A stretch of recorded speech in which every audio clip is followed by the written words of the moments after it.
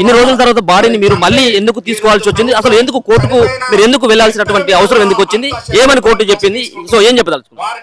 మేము ఫస్ట్ కోర్టుకి వెళ్ళింది ఎందుకు అని అంటే, ఈ జరిగిన ఎన్కౌంటర్ బూటకపు ఎన్కౌంటర్ అని. ఎందుకనంటే కేంద్ర కమిటీ సభ్యులైన ఇద్దరు ఎట్లా చచ్చిపోతారు? వాళ్ళ గార్డ్స్ ఉంటారు కదా, గార్డ్స్ ఎక్కడికి వెళ్తారు? ఇద్దరు ఎట్లా చచ్చిపోతారు? అటువైపు కూడా ఏమో క్యాజువాలిటీస్ లేవు. అందుకని అది మాకు మెయిన్ అనుమానం వచ్చి మేము అక్కడికి వెళ్ళినాం. వెళ్ళే ముందు కూడా మాకు ఇంక్వెస్ట్ లో మమ్మల్ని పార్టిసిపేట్ చేయాలి. పోస్ట్ మార్టం చేసే కంటే ముందు మమ్మల్ని బాడీ చూపించాలి. మేము దాన్ని చూసి, అది ఎగ్జిక్యూటివ్ మెజిస్ట్రేట్ ప్రెజెన్స్ లో ఇప్పుడు ఉన్న చట్ట ప్రకారం అది ఖచ్చితంగా కుటుంబ సభ్యులు ఉండే చేయాలి అని ఉంది. అట్లా మేము రిక్వెస్ట్ చేసినాం. మేము చెప్పిన తర్వాతనే పోస్ట్ మార్టం చేయండి అని రిక్వెస్ట్ చేసినాం. పోయే కంటే ముందే, వాళ్ళు ఇవంతా చేసే కంటే ముందు. అయినా కూడా దాన్ని నెగ్లెక్ట్ చేసి దాన్ని ఏం పట్టించుకోకుండా వాళ్ళు చేస్తున్నారు. దాంతో మా అనుమానం ఇంకా బలపడింది. ఇది ఖచ్చితంగా బూటకపు ఎన్కౌంటరే కాబట్టి వీళ్ళు ఇట్లా దాచుకున్నారు. అందుకని మేము హైకోర్టును ఆశ్రయించినాము. మళ్ళీ ఒక న్యాయ విచారణ జరిపించింది. ఇది బూటకపు ఎన్కౌంటర్ అని మేము నమ్ముతున్నాం కాబట్టి. అట్లా అదొకటి. మళ్ళీ రీపోస్ట్ మార్టం చేయించండి అని 2 ప్రేయర్స్ తోటి మేము హైకోర్టుకి పోయినాం. హైకోర్టు వినడానికి తిరస్కరించింది. త్వరగా వినడానికి మేము సుప్రీంకోర్టుకి వెళ్ళాం. సుప్రీంకోర్టు త్వరగా వినండి, వాళ్ళకు సెలవుల వరకు బాడీని ఏం చెయ్యొద్దు అని ఆర్డర్ ఇచ్చింది. సెలవులు అయిన తర్వాత హైకోర్టు విని మళ్ళీ లేదు లేదు మీరు చెప్తున్న అన్ని అనుమానాలే అని చెప్పి, ఆయన ఏమైనా మామూలు మనిషి, ఆయన పైన ఎన్న కేసులు ఆయన నక్సలైట్, అట్లాంటి వాళ్ళకి ఎట్లా మీరు ఎట్లా కోర్టుకు వస్తారు అంటే, ఆయన నక్సలైట్ అయినా మావోయిస్ట్ అయినా ఏదైనా విషయం పక్కన పెడితే రాజ్యాంగం ప్రకారం, చట్ట ప్రకారం ఎవరిని కూడా ఇట్లా బూటకపు ఎన్కౌంటర్లు చంపి పట్టుకుని టార్చర్ చేసి చంపే అధికారం ప్రభుత్వానికి లేదు. ఒకవేళ ఆయన నిజంగానే మావోయిస్ట్ అయితే మీకు దొరికినారు కాబట్టి మా నమ్మకం ఏంటంటే ఇక్కడ సిటీలో పట్టుకొని ఆయన్ని టార్చర్ పెట్టి చంపినారు. దొరికినారంటే అరెస్ట్ చేయండి, జైల్లో పెట్టండి. అది చెయ్యకుండా కాల్ చేసి ఆయనకి చాలా టార్చర్ పెట్టి, చిత్రహింసలు పెట్టి వాళ్ళు చంపేస్తున్నారు. ఎన్కౌంటర్ తర్వాత మీ నాన్న డెడ్ బాడీని ఎప్పుడు చూపెట్టిళ్ళు? సో చూపెట్టిన తర్వాత ఎందుకు మీకు ఇది బూటకపు ఎన్కౌంటర్ అన్నటువంటి డౌట్ ఎందుకు వచ్చింది? మొదటిసారి మా అమ్మ వాళ్ళు, నేను కోర్టు అక్కడ బిలాస్పూర్లో ఉంటుంది కాబట్టి హైకోర్టులో మేము నేను అక్కడికి వెళ్ళినా, మా అమ్మ వాళ్ళు బాడీ ఉన్న చోటకి వెళ్ళినారు. పోస్ట్ మార్టం జరిగిన రోజు చాలా రిక్వెస్ట్ చేయంగా 5 నిమిషాలు చూపించినారు మా అమ్మకి, మిగతా వాళ్ళకి. చూపించేసరికి వాళ్ళు చూస్తే వాళ్ళకి ఒక కన్ను గుడ్డు లేదు, అంటే కన్నుగుడ్డు ప్లేస్లో ఇంకేదో పెట్టినారు వాళ్ళు. మళ్ళీ కాల్చినట్టు, ఈ స్కిన్ కాల్చినట్టు, చెస్ట్ దగ్గర కాల్చినట్టు. ఇంకా వాళ్ళు చూసినప్పుడు వాళ్ళకి బుల్లెట్ గాయాలు ఏమీ కనిపించలేదు. వాళ్ళకి పూర్తిగా చూపించలేదు, కొద్దిగా మాత్రమే ఇంతవరకే చూపించినారు కాబట్టి చూసిన మందం వాళ్ళకి పొడిచినట్టు కత్తి గాయాలు ఉన్నాయి అనేది వాళ్ళు చూసినారు అమ్మ వాళ్ళు. అదే విషయం మేము కోర్టుకి చెప్పినాం. చెప్తే వాళ్ళు ఏమంటారు, ఎదురు కాల్పుల్లో దెబ్బలు తగలచ్చు కదా, ఇవన్నీ ఎదురు కాల్పుల్లో బుల్లెట్ గాయాలు తప్ప ఏ గాయాలు ఉండవండి. కత్తితోటి వీళ్ళు కత్తి విసిరేసుకున్నారా? కత్తి గాయాలకు ఉండడానికి కత్తులతో గాయాలున్నాయి, కత్తిపోట్లు కనిపించినాయి. అయితే ఈ విషయమే మళ్ళీ వాళ్ళని పోస్ట్ మార్టం రిపోర్ట్ వీడియో మాకు ఇవ్వండి అని చెప్తే రిపోర్ట్ ఇచ్చినారు. పోస్ట్ మార్టం వీడియో 1.5 గంట జరిగితే ఒక 10 నిమిషాల వీడియో మాత్రమే ఇచ్చినారు మాకు. దాంట్లో చూస్తే ఆ గాయాలు కనిపిస్తున్నాయి, మాకు రిపోర్ట్లో రాయలేదు. అదే విషయం కోర్టుకి చెప్తే మీరేమైనా ఎక్స్పర్టా అని ప్రశ్నిస్తున్నారు. మేము ఎక్స్పర్ట్ కాదు, మేము ఒప్పుకుంటాం. అందుకని మాకు అనుమానం ఉన్నది కాబట్టి, ఒక ప్రభుత్వం పైన నమ్మకం ఉండాలి, రాజ్యాంగం పైన నమ్మకం ఉండాలి అని అంటే, ఒక సిటిజన్ వాళ్ళని ప్రశ్నించినప్పుడు వాళ్ళు ఆ అనుమానాన్ని తీర్చాలి.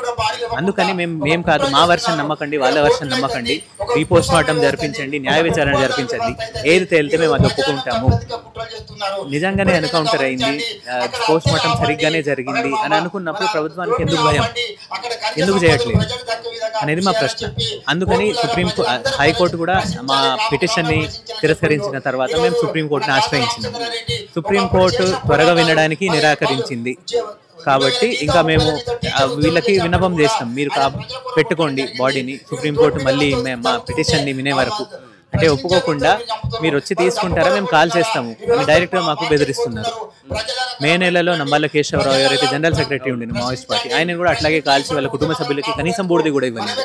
అట్లాంటి పరిస్థితి మేము తెచ్చుకోవద్దు, ఇంతమంది ఎదురు చూస్తున్నారు అని చెప్పి అట్లా చేస్తారేమో అని భయం కొద్ది మేము తెచ్చుకోవాల్సి వచ్చింది. మీరు కొడుగ్గా రామచంద్ర రెడ్డికి ఒక కొడుగ్గా మీరు ఎన్ని సంవత్సరాలు ఉన్నప్పుడు మీ నాన్న అడవి బాట పట్టిండు? సో మీ నాన్నకు మీకు ఉన్నటువంటి అటాచ్మెంట్ ఏమైనా ఉందా? మేము అందరం కలిసి కుటుంబం సభ్యులు అందరితో పాటు కలిసి 2008 వరకు ఛత్తీస్గఢ్లోనే ఉండేవాళ్ళం. మా చదువులు అక్కడే జరిగినాయి. 2008లో మా మదర్ అరెస్ట్ అయిన తర్వాత అప్పటికంతే ముందే మా నాన్న మాకు టచ్లో లేరు.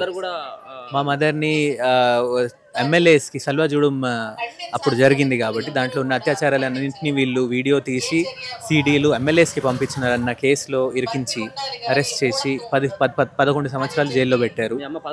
11 సంవత్సరాలు జైల్లో ఉండి శిక్ష పూర్తి చేసి కోర్టు ఆదేశాల మేరకి బయటకు ఇచ్చింది. 2008 నుంచెల్లే మా నాన్నతోటి మాకేం సంబంధాలు లేవు. 2008 నుంచెల్లే మాకేం సంబంధాలు లేవు. అప్పటి వరకు అయితే ఆయన మాతోటే ఉండేవాళ్ళు.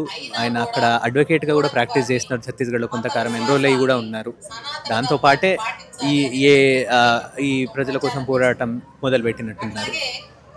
ఎప్పుడైనా అంటే మీ నాన్నతో గారితో మాట్లాడినప్పుడు ఏమన్నా మీరు చెప్పేది మనకి ఎందుకు ఈ పోరాటం అన్నటువంటి విధంగా మీరు ఏమైనా తుపాకీ వదిలి ప్రజాక్షేత్రంలోకి రావచ్చు కదా, అందరితో పాటు ఉండొచ్చు కదా అని చెప్పేసి ఎప్పుడైనా మాట్లాడండి మీ నాన్నతో? అంటే ఆయన తుపాకీ పట్టుకొని ఎప్పుడు లేరండి. మాతోటి అయితే ఎప్పుడు తుపాకీ పట్టుకొని లేరు. మా అందరితో పాటు అందరిలాగానే మేము బయట కుటుంబంగా ఉండేవాళ్ళం, అందరితో పాటు కలిసి పనిచేసేవాళ్ళము. అయితే ప్రజల కోసం మనము ప్రజలు ఎవరికైతే ఎవరు చేయలేరు అట్లాంటి వాళ్ళ కోసం మనం గొంతెత్తాలి. మనం చదువుకున్న వాళ్ళము, మీరంతా తెలుసుకోవాలి ఏం జరుగుతుంది. ఆ మాట కూడా నమ్మకండి. మీరు చదువుకొని విశ్లేషించి అది సరే అనిపిస్తే దాన్ని ఫాలో కావండి ఏదైనా విషయాన్ని అని చెప్పేవాళ్ళు. ఏంటి ఇటీవల చూస్తా ఉన్నాం చాలా మంది లొంగిపోతున్నటువంటి నక్సల్స్ కావచ్చు, మరో పక్కన ఎన్కౌంటర్లో మరణిస్తున్నటువంటి చాలా మంది నక్సలైట్లు కావచ్చు.